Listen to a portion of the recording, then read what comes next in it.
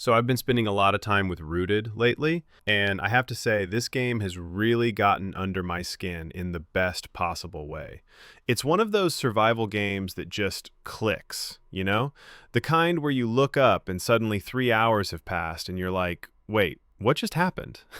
Let me start by painting the picture for you. Rooted throws you into this post-apocalyptic world set near the year 2100. Humanity basically destroyed itself through global bacteriological warfare, which is a pretty terrifying premise when you think about it. But here's where it gets interesting. Nature has started to reclaim everything. The forest areas, they're actually becoming safe again. There's this beautiful contrast between the overgrown wilderness that's healing itself and the urban zones that are still completely lethal if you wander in without proper protection. The whole aesthetic is powered by Unreal Engine 5, and you can really feel it. The lighting, the way vegetation sprawls over abandoned buildings, the detail in the ruins of what used to be civilization, it's hauntingly beautiful. You're constantly exploring this world that feels alive and dead at the same time, if that makes sense. The forests are dense and atmospheric, and when you venture into cities, there's this oppressive feeling that you're somewhere you shouldn't be. The bacterial contamination is still lingering there, and the game makes sure you understand that urban exploration is high risk, high reward. Now, gameplay-wise, Rooted is a survival game through and through, but it does some things differently that I really appreciate. You can play it solo, which is how I started, and honestly, it's incredibly immersive when you're alone. Every sound makes you paranoid, every shadow could be a threat, but where the game really shines is in co-op multiplayer. You can have your friends join your session whenever they want, which is super convenient. No need to coordinate schedules perfectly or anything like that. Here's something that caught me off guard at first. Friendly fire is a thing in Rooted. Yeah, you can actually hurt your teammates, which adds this whole extra layer of tension and realism. You really have to be careful about where you're shooting or swinging your weapons. It makes combat so much more tactical because you can't just spray and pray when your buddy is fighting next to you. Some people might find that frustrating, but I think it elevates the experience. It forces you to communicate better, especially with the in-game VoIP system they've implemented. Speaking of communication, the voice chat integration feels natural. It's not just a tacked-on feature. When you're creeping through an abandoned office building and you need to whisper to your friend about the threat around the corner, it genuinely adds to the atmosphere. You feel like you're actually surviving together. The core gameplay loop revolves around exploration, salvaging, crafting, and building. You start with basically nothing, and your first priority is establishing a camp.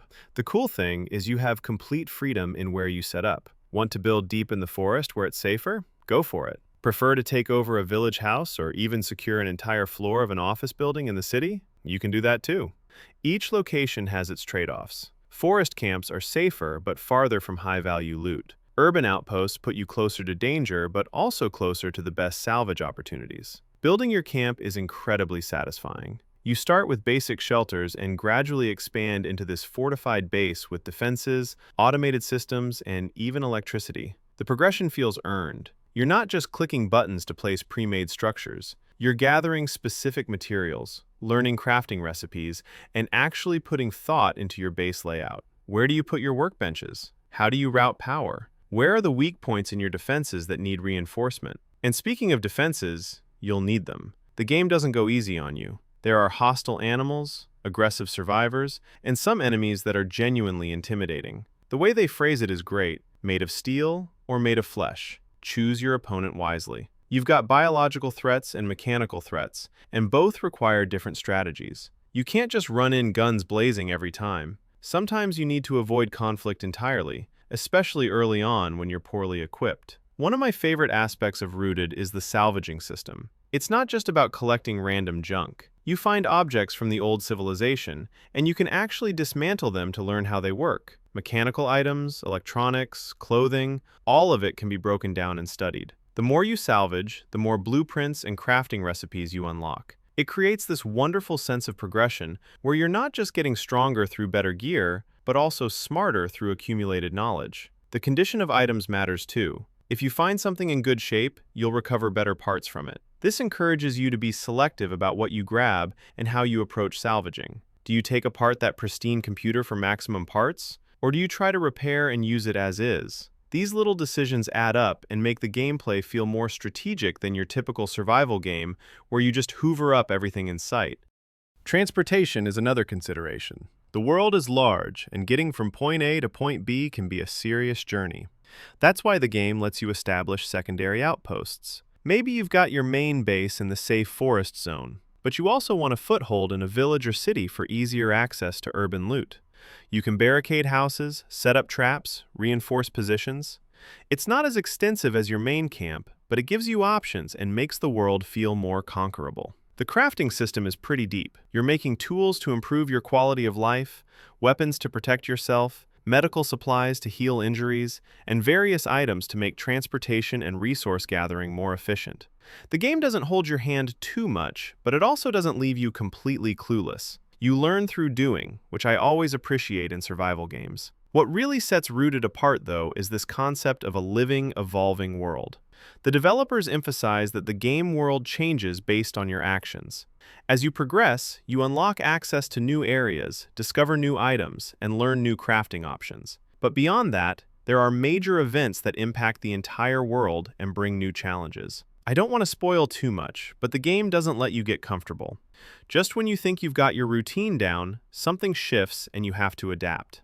This keeps the gameplay fresh even after dozens of hours. You're not just repeating the same loops endlessly. The world is responding to what you're doing, and there's always something new on the horizon. It makes you feel like your actions matter, like you're not just existing in this world but actually affecting it. The atmosphere in Rooted is something special. There's a melancholy beauty to wandering through overgrown ruins, seeing how nature has started to heal the scars humanity left behind. The forests are genuinely peaceful at times, with sunlight filtering through the canopy and wildlife going about their business. Then you step into a contaminated urban zone, and the whole mood shifts. It's darker, more oppressive, and you know that danger is around every corner. The sound design supports this beautifully. The ambient noises, the way your footsteps change depending on the surface, the distant sounds that make you pause and wonder what's out there. It all contributes to this sense of place that makes Rooted feel real and lived in, even though you're in a world that's mostly dead.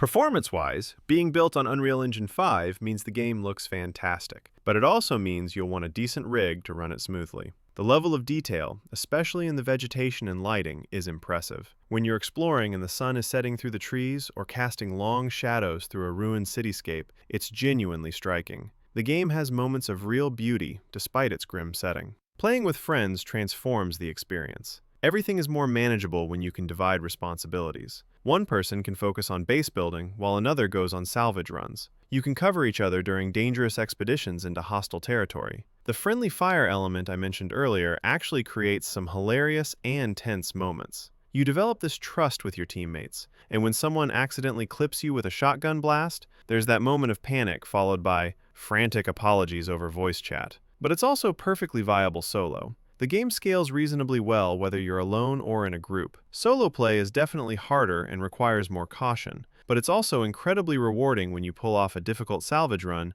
or successfully defend your base by yourself. There's something satisfying about being completely self-sufficient in such a hostile world. The learning curve is fairly natural. You start with basic survival needs like food, water, and shelter, then gradually expand into more complex systems. Electricity, automation, advanced defenses, these all come later once you've mastered the fundamentals. The game doesn't overwhelm you with options at the start, which I appreciate. It lets you build your understanding organically. Resource management is crucial, but not tediously so. You need to think about what you're carrying, what you're storing at base, what's worth the inventory space. But it never feels like you're constantly micromanaging tiny details. The balance seems well thought out. You have meaningful choices to make without drowning in busy work. Combat, when it happens, is tense and deliberate. This isn't an action game where you're mowing down hordes of enemies. Fights are dangerous, and you need to approach them carefully. Positioning matters. Knowing when to engage and when to retreat matters. And managing your resources like ammunition and medical supplies is crucial.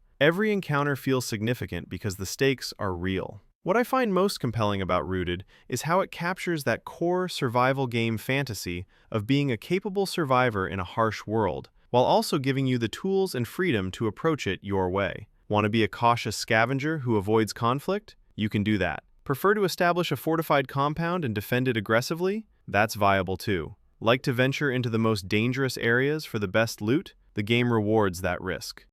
The post-apocalyptic genre is pretty crowded these days, but Rooted carves out its own identity through the bacteriological warfare angle, the beautiful contrast between reclaimed nature and toxic urban zones, and this idea of a world that evolves and changes rather than remaining static.